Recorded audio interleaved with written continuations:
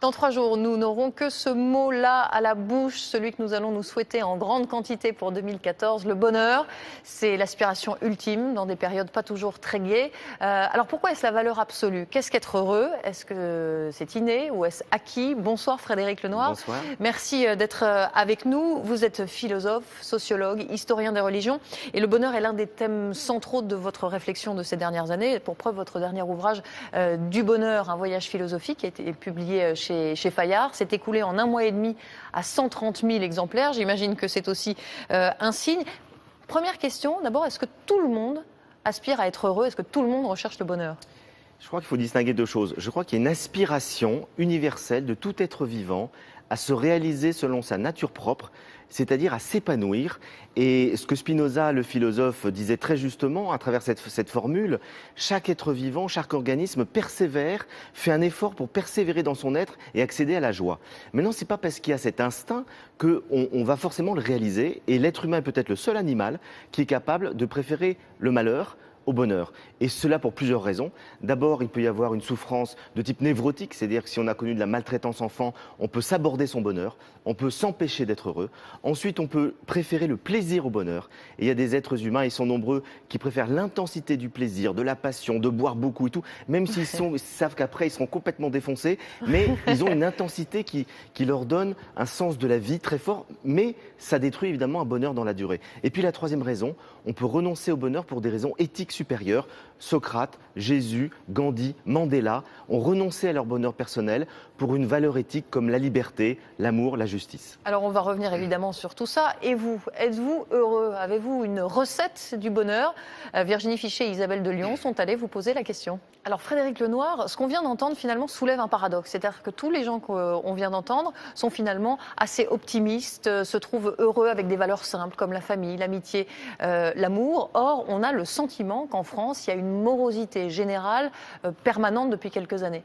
Tout à fait, et c'est un paradoxe qui est très étonnant puisque grosso modo 8 Français sur 10 se disent épanouis, satisfaits de leur vie, et puis en même temps la même proportion, 80% des Français sont très inquiets pour le pays, pour l'avenir du pays et pour ce qui se passe. Et là je crois qu'on a quelque chose qui nuit considérablement, je pense même au redressement économique du pays, puisque la confiance est la clé de tout. Pour être heureux, la confiance, pour être heureux dans sa vie et pour qu'une collectivité, une nation puisse progresser, puisse avancer, il faut de la confiance. De la confiance en soi, de la confiance dans ses ressources, dans ses capacités, de la confiance dans ses institutions, dans ses gouvernants. Et on voit qu'en France, on est un pays dans lequel les gens ont le moins confiance. Et c'est ça qui, je pense, apporte une grave crise, enfin accentue, si vous voulez, la crise dans laquelle on est, crise économique, crise écologique, etc., mais aussi crise morale, crise des valeurs, crise de sens, parce qu'on manque beaucoup de confiance, on est très lucide, on a l'esprit critique, peut-être un petit peu trop, alors qu'on voit que d'autres peuples à côté de nous, finalement, ont un optimisme beaucoup plus grand, ce qui aide considérablement à être heureux. Le bonheur, ça relève de l'inné, de l'acquis, un peu des deux? Un peu des deux. Les scientifiques d'aujourd'hui nous disent la même chose que ce que nous disaient les philosophes grecs.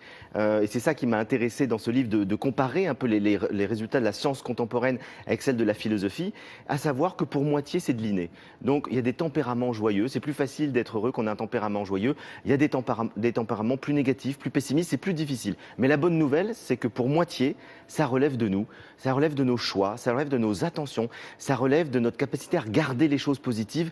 Et on peut dire finalement que tout être humain a la capacité d'être heureux s'il le veut vraiment. Ça a été dit très bien dans le reportage. Moi, je trouve que la sagesse populaire qui vient de l'expérience confirme exactement ce que nous disent finalement les plus grands penseurs, à savoir que le bonheur, c'est un équilibre d'un certain nombre de choses. Un équilibre du corps, être bien dans son cœur, du cœur, avoir des qualités affectives, avoir des relations affectives harmonieuses et s'épanouir dans son activité. Alors, pour beaucoup, c'est difficile d'atteindre ce que vous dites. Frédéric Lenoir, est-ce que vous auriez peut-être, allez, comme cadeau du Nouvel An, peut-être une petite recette, quelque chose qui nous aiderait tous à être un peu plus heureux? Alors, je ne sais pas s'il y a une recette du bonheur, parce que chacun est différent et les contenus du bonheur sont subjectifs. C'est-à-dire chacun trouvera le bonheur selon sa nature. Néanmoins, il y a, je crois, un certain nombre de lois universelles et la principale, moi, c'est celle qui m'a le plus aidé depuis longtemps, en tout cas cas, c'est vraiment l'expérience que j'en ai faite, c'est le fait d'être attentif à toutes les merveilles de la vie qui nous sont données au quotidien. Tous les jours, il y a des belles choses. Tous les jours, on peut savourer des moments heureux avec ses proches, en regardant la nature, en écoutant un morceau de musique qu'on aime, en regardant le sourire d'un enfant. Et si on sait prendre conscience de tous ces petits instants qui nous sont donnés gratuitement, ça consolide profondément un bonheur durable.